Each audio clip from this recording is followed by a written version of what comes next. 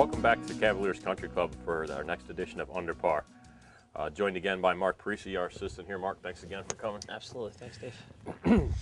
Got a few things on the agenda we're going to talk about today. By the time you guys see this on the air, the U.S. Open will be over, but we got it right back here in our background. Looks like a commercial break right now. We're going to talk a little bit about the U.S. Open.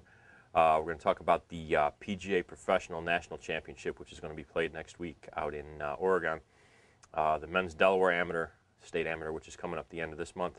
And we'll also be talking about the Women's Amateur, which just wrapped up yesterday with one of our own members, Dottie Farmer, coming in with a strong third-place finish against some of the young guns in the state. So we have that on tap for you. A little bit of junior golf, a little bit about what it's like to be a member here at Cavaliers Country Club, and we'll wrap it up with our instruction segment. So without further ado, Mark, we need to talk a little bit about what's going on behind us. What do you think about the U.S. Open so far? It's only about, about 5-6 hours into it so far, but it looks like the guys are going to have a little trouble by the time the week's out. Absolutely. They got a ton of rain yesterday.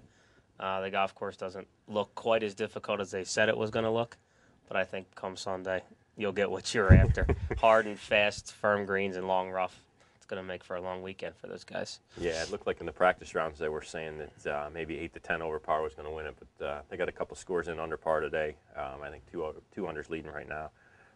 Looks like the greens are relatively receptive. Yeah. I wouldn't call them slow by any stretch, but guys are able to get some shots close to the hole. But without any rain in the forecast, it looks like they could firm it up by the weekend and could be fun and games by Sunday afternoon. Who's your pick for the week? It's hard to pick against Tiger Woods, obviously. He went over par today, didn't hit it real good, but he got it around all right.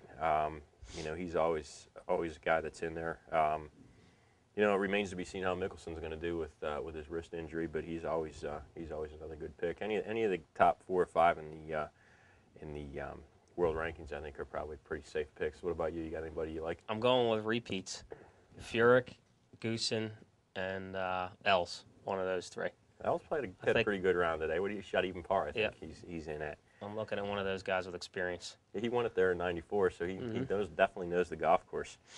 The setup of the golf course, we'll talk a little bit about that. I mean, they earlier in the week, they were playing some practice rounds with 7-inch rough, which, I know anybody around here hasn't seen a 7-inch rough. I've played enough competition. I haven't seen any 7-inch rough, but as thick as that stuff is, they decided to cut it down to about 5 inches. But in green speeds, what, in the 14 to 15 range? Yeah, they said between 11 and 16, so it's going to be uncontrolled. If they don't get any more rain the rest of the weekend, it'll be unstoppable. If you guys tuning in at home can't appreciate 14 or 15 on the Stimpmeter, just go drop a golf ball out in your garage floor and try to putt it around a little bit, because that's probably about 14 or 15 on the Stimpmeter. That's probably just about right. And maybe even just try putting it down the driveway, because that's probably even closer. Downhill. Downhill, yeah, not uphill. So yeah, we'll see what happens by week's end. But Oakmont obviously it provides a tough test. I was talking to Chris Muldoon, who used to be an assistant here. He works out there now, the other day, and he was saying it's basically impossible. He talked to Sergio Garcia earlier in the week, and he was saying maybe 8 to 10 over. Doesn't look like it's going to be that high right now, I think. Yeah, right now it doesn't. But I think the fact that they've got some larger greens than some of the U.S. Opens past might allow for some guys to get the ball on the putting surface and maybe putt it a little more often than they normally chip it. But that's got to play into somebody like Tiger's hands, or like Furyk. I mean, somebody like that that's knows how to putt it. I mean, that's going to be a good option. So hopefully that'll be some enjoyable watching this weekend. Coming up next week out at Crosswater, Oregon, is the PGA Professional National Championship for guys, club pros around the country. That's basically their U.S. Open or major championship. Yeah. Gives us guys a chance to go out and compete should we qualify. Unfortunately, some of us didn't qualify this year. You got close. Awfully close. Close, but no cigar. But I competed last year up in New York, and it's a great event. Gives us guys a chance to go out and get a little competition. Compete nationally. Yeah, and the top 20 from that championship go to next year's PGA Championship. So that's an exciting opportunity for some of those guys. We have 11 guys from the Philadelphia area going out to compete in that event. So if you guys know anybody that's a club pro that's playing in that event, be sure to tune in and watch that. That's later in the week, next week on the Golf Channel. So that should be some enjoyable watching. The women's amateur, which was contested this past, Monday, Tuesday, Wednesday. Or, I'm sorry, Monday, Tuesday. Monday, Tuesday. Yeah, down at Bayside Resort. I mentioned earlier our own Dottie Farmer finished third. Another strong showing by her. She always competes well in the women's events. I think third's her best finish though in that event. I was reading in the paper today. So great playing, Mrs. Farmer. Congratulations to you. The winner of the event was Katie Heskett. She's just graduated from Sanford. Looks like she's on her way to Division III school down at Methodist College, where a couple of our good friends went to school. Pretty strong program down there. They won the last 10 women's Division III championships. So, yeah, she's got her work cut out for her down there. But she's only been playing golf for 2.5 years.